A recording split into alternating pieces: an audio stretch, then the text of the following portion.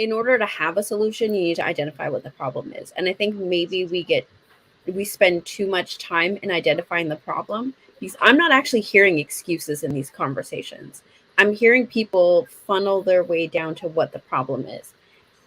And you know what part of that problem is systemic issues. The fact that like the school to pipeline system, single mother homes, fatherless homes, the fact that boys are not as encouraged as girls are when it comes to these are actual problems. I don't see them as like we're making excuses of we don't want to change that, we don't want to see the needle move, but we need to have some sort of consensus on what it's like going to the doctors, right? Like you have to have a diagnosis in order for it to be treated.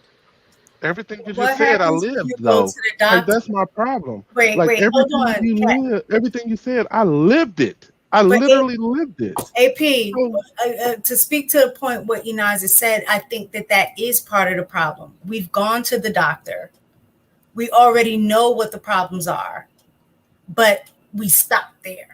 And I think that is part of the issues. Like you go to the doctor, you get diagnosed, and the doctor, say, all right, you have diabetes, you need to, lose weight, you're going to have to take some insulin, make sure you do X, Y, and Z. And a lot of times we're like, okay, we understand that. But then when it's time for the work to be done, we find we find it very difficult to take the steps to start doing the work to get better. And I think that's where we are as a people, is that we're just stuck in the cycle of identifying a problem, or we know it's a systemic problem, and but we're not moving forward in trying to do something just on an individual basis. I understand that we can't fix everybody all at once, but it does start at one person at a time. And I think that's where we get stuck. Like when we're having these conversations about relationship, we keep hearing the same things over and over again from both sides. And it's going to take somebody to make some changes on their own. Like I'm not going to be able to change Marcus or to change AP, but you know what? I do have the power to change myself. So I have to start there. And I think a lot of times we keep pointing the finger and the blame. We're pointing the finger at the system. And that's not to say that it's not true. We know that there are systemic issues, and we know the historical aspect of why those issues are the way they are, right? So we understand that.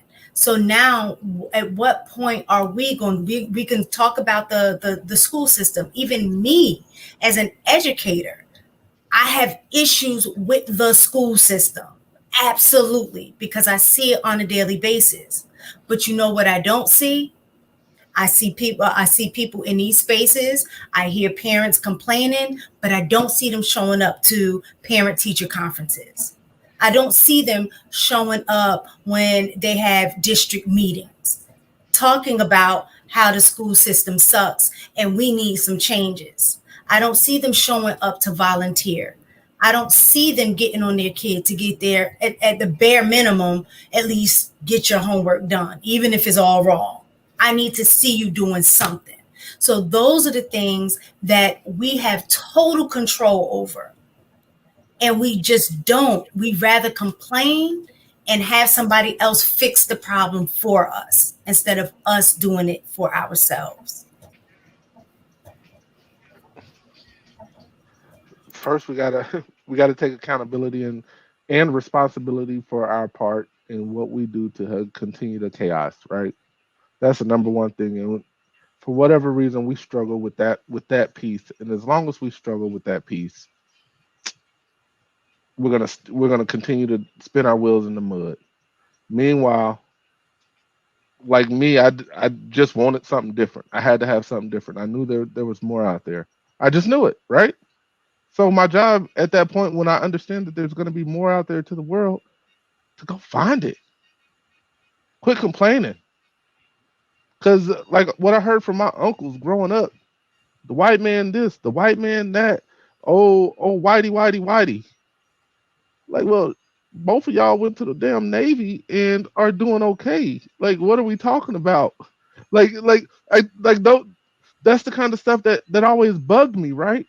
But we as a community, or as individuals in the community, have to decide that, you know what, I gotta fix me. And if we all decide that we're gonna fix ourselves, if we all decide that, yo, I have been part of the problem, now we become part of the solution. And we stop pointing fingers at the black woman and kicking old Pookie out the house. Shit, black woman, quit dealing with Pookie. I don't know what to tell Pookie except for try to stop being yourself. But hell, decide not to be with him. That's a decision you got. Men, quit. If you're gonna get on here and you're gonna complain about how she's got you in child support court, why you bust, bro? Like, real talk, you bust. And then we come back and we say, the baby really wasn't his for 11 years, but you did bust in her, right? You still made that conscious decision. So there was a possibility that the baby was yours, aside from the dude in Detroit that the lady tried to blame the kid on him and he didn't know the chick. But that's one of those rare things, right? Like, that's an outlier, right? Like, let's be honest. We just have to start making better decisions, not only with our minds, but with our bodies. And I think that'll clean up 90% of these issues. And let Whitey decide whatever else he wants to try to hold us back with. Let him try something else. But the same old tricks, the same old tactics, we have to get past. So I'm very pro self accountability and taking personal inventory and stock. But to your uncle's defense, how old are they? Who? You talking to me? Cap and Kate. How old are your uncles? Or how old were they? 68. One died at 68, and the other one died at like 64. So they were probably alive during like the 60s. Oh, well, yeah. My mom was born in 56. Yeah. I had to do the math. Sorry. It sounded to me like they was 100% right about who they problem was. They are. My dad, same thing. But I understand that was the era that he grew up in. So I get it. So they're speaking facts from their experience. That doesn't remove personal accountability and what you can control within self. But so like I had one that was doing phenomenal, making well over 250 a year, and the other one ended up becoming a crackhead. I'm not gonna say that out loud, but the thing about it is this though. We talk about the talented tens, right? There's always going to be exceptions that can overcome any type of struggle. When we talk about like us as a people, we need a systematic solution for a systematic problem to over encompass and take care of all the things. And I'm not saying that shrugs off personal responsibility, but it's something bigger than just one person taking personal accountability. Because a lot of people don't even know how to take personal accountability and the ability to be a self-starter. That's actually a gift, the same as being 6'5" or the same as being born extremely attractive. Not everyone has that thing, and systems need to be in place. The reason we've been in this situation is because systems are in place or have been previously in place to keep this situation like that. So I agree, Marcus, but it's the part, like I said, is even if you can just do the I know we earlier were talking about not doing the being the average, but in the situations that I've been in, that we're not even doing the bare minimum. So I think about my grandmother, whom I never met, but just hearing my dad talk about her, that she had an 8th grade education.